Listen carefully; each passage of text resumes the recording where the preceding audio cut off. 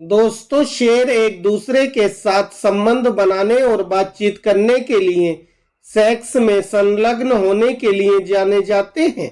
शेर एक सामाजिक समूह में रहते हैं जिसे प्राइड के नाम से जाना जाता है।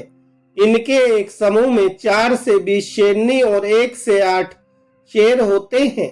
प्रत्येक शेर के प्रजनन की सफलता इनके सामाजिक समूह में पाए जाने वाले नर शेरों की संख्या पर निर्भर करती है। संभोग के दौरान गौरवशाली शेरों के बीच बहुत कम प्रतिस्पर्धा होती है।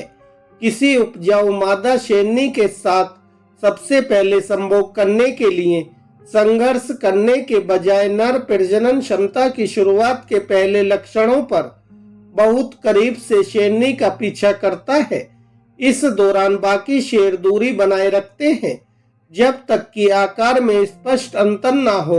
ऐसी स्थिति में बड़ा शेर छोटे शेर से लड़ सकता है क्योंकि शेरनियों की प्रजनन अवधि लंबी होती है और इस अवधि के दौरान ये कई बार संभोग करती हैं। प्रजनन अवधि समाप्त होने से पहले शेर रुचि खो सकते हैं जिससे रोगी शेरों को मौका मिल जाता है। दोस्तों, शोधकर्ताओं का मानना है कि शेरों के सेक्स इसलिए आनंददायक होते हैं क्योंकि ये कम समय में कई बार संभोग करते हैं। अकेले ही ये पूरे साल प्रजनन करते हैं। उदाहरण के लिए, जैसे ही शेरनी बच्चों का दूध पिलाना बंद कर देती है, वैसे ही शेरनी तुरंत फिर से सेक्स में रुचि लेने लगती है और नर के साथ बेशर्मी से फ्लर्ट करने लगती है। संभोग वर्ष के अधिकांश समय में होता है और एक नर कई मादाओं के साथ संभोग कर सकता है। शेरनी लगभग हर 2 साल में बच्चे पैदा करती है। इसके अलावा प्रजनन की सामान्य समकालिकता के कारण किसी भी समय गर्मी में अक्सर 1 से ज्यादा मादाएं होती हैं। एक शेरनी लगभग 18 मिनट के औसत अंतराल के साथ प्रतिदिन 100 बार तक संभोग कर सकती है। यह जोड़ी आमतौर पर 1 मिनट से भी कम समय के लिए संभोग करती है, लेकिन ऐसा 4 से 5 दिनों की अवधि में हर 15 से 30 मिनट में होता है। संभोग के बीच की अवधि के दौरान जोड़ा एक दूसरे के बगल में लेट जाता है या थोड़ी दूर तक चल सकता है। शुरुआत करने के लिए शेर अपनी जीभ से शेरनी के कंधे, गर्दन या पीठ पर धीरे धीरे सहलाता है। मैथुन के अंत में शेर शेरनी की गर्दन के पिछले हिस्से को धीरे से काटता है। जब नर शेर संभोग के दौरान मादा शेरनी को काटता है तो इससे ओव्यूलेशन शुरू हो जाता है, जिससे गर्भधारण की संभावना बढ़ जाती है।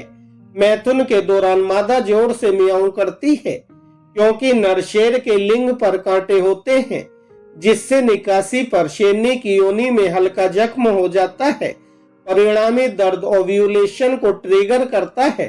संभोग के दौरान शेरनी शेर पर अपने दांत दिखाती है। शेर का लिंग भी गतिशील होता है और गंध छिड़कने के लिए इसे पीछे की ओर मोड़ा जा सकता है। यह एक तरफ से दूसरी तरफ घुमाया जा सकता है। गर्भधान मध्य के चौथे दिन होता है और प्रति चक्र गर्भधारण दर 38% होती है। पोषण का स्तर प्रजनन क्षमता और बच्चों के आकार दोनों को प्रभावित करता है। शेरनी की गर्भावस्था 100 से 120 दिनों के बीच होती है। शावक के जन्म से ठीक पहले शेरनी गौरव शेर से दूर चली जाती है और अपनी मांद के लिए एक उपयुक्त जगह चुनती है, जो आदर्श रूप से शिकारियों की दृष्टि से दूर, आश्रययुक्त और पानी के पास और एक अच्छी तरह से छिपी मांद में बच्चों को जन्म देती है। जब शेरनी के बच्चे हो जाते हैं तो यह शेर से प्यार करना बंद कर देती है। शेरनी की इस बेरुखी से शेर को बेहद जलन होती है। कभी कभी तो इसे इतनी जलन होती है कि यह अपने बच्चों को भी खा जाता है। दोस्तों, आप सोच रहे होंगे कि शेर बच्चों को खा जाता है तो इससे शेरनी परेशान हो जाती होगी, लेकिन ऐसा बिल्कुल नहीं होता है, बल्कि यह सब कुछ भूलकर फिर से प्यार करते हैं जैसे कि बच्चे कभी थे ही नहीं।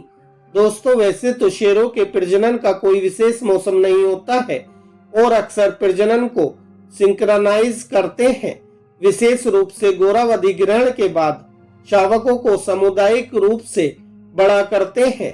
नर शेर लगभग 26 महीने की उम्र में यौन रूप से परिपक्व हो जाते हैं, लेकिन 4 या 5 साल की उम्र से पहले प्रजनन करने की संभावना नहीं होती है, मुख्य रूप से मौके की कमी की वजह से। जब तक कि इस उम्र में ये इतने बड़े नहीं हो जाते हैं कि ये प्रतिष्ठा और प्रजनन अधिकारों को संभाल सकें। 4 साल की परिपक्वता से पहले युवा शेरों को खानाबदोश जीवन जीने के लिए समूह से बेदखल कर दिया जाता है। तो दोस्तों, यह थी शेर के संभोग व्यवहार के बारे में रोचक जानकारी जो मैंने आपके साथ शेयर की। अगर आपको यह वीडियो अच्छी लगी हो तो वीडियो को लाइक करें, हमारे चैनल को सब्सक्राइब करें। धन्यवाद दोस्तों।